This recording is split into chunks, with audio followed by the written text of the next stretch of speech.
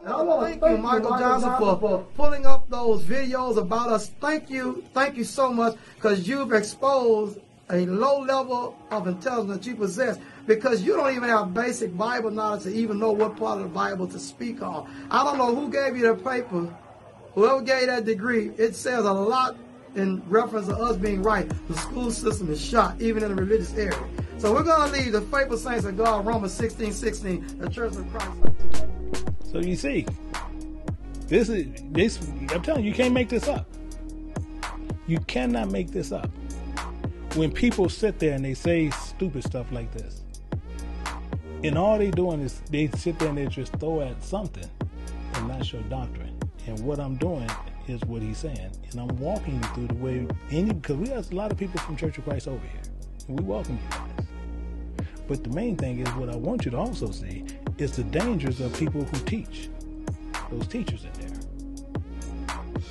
And this is the dangers what they do.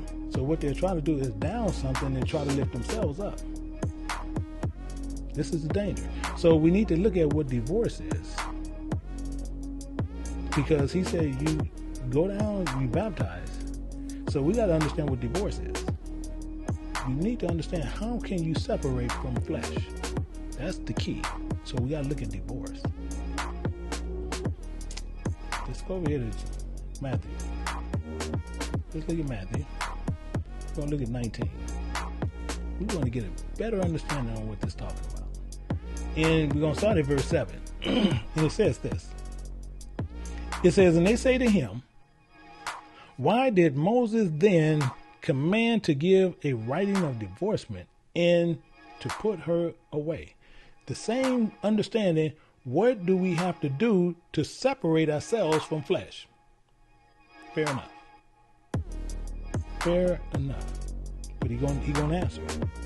He said unto them, Moses, because of the hardness of your hearts, suffered you to put away your wives. But from the beginning, it was not so. It's not so. It's not. He only did it because we was acting a fool. Let's look at something. We gonna see where Jesus got this from. We got to see where he pulled this from. We're gonna look at Genesis chapter 3. Actually, we gotta go back to Genesis chapter 2, verse 23, and see where he got this from.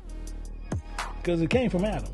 And Adam said, this is now bone of my bone, including flesh of my flesh. She should be called woman, because she was taken out of man.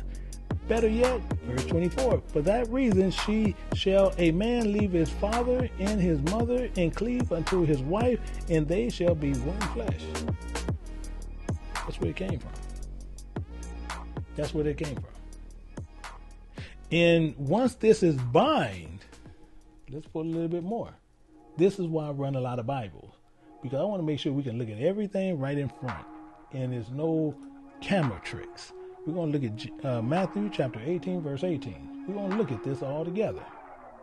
And it says, verily I say unto you, whatsoever ye bind on earth shall be bound in heaven, and whatsoever you loose on earth, it shall be loosed in heaven. Meaning, once you have bind is tied, the valve of earth is bound in heaven, it's kept in heaven. So divorcing ain't going to happen. You with me? Divorcing is not it. That's the point. That's the whole point. Divorcing cannot happen. Divorcing is not happening. Better yet, let's go down to verse 23. Because he's going to say this. It says, therefore is the kingdom of heaven like unto a certain king which have taken account of his servants.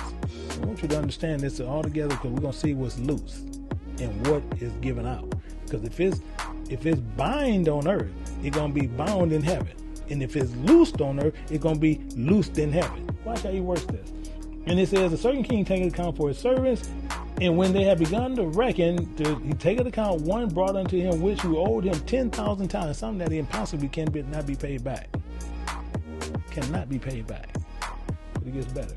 It says, for as much as he had not paid, his Lord commanded him to be sold, and his wife and children, that he may have and payment be made.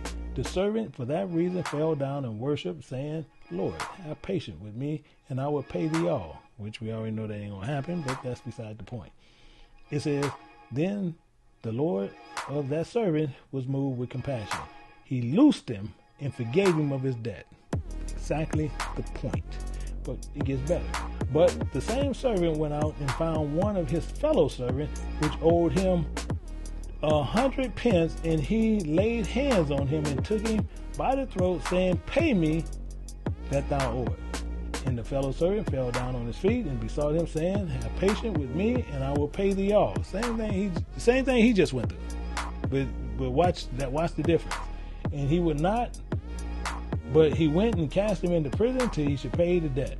So when his fellow servants saw what was done, they were very sorry and came and told their Lord all that was done.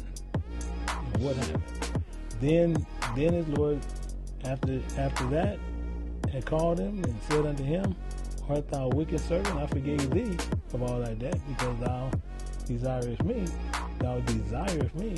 Thou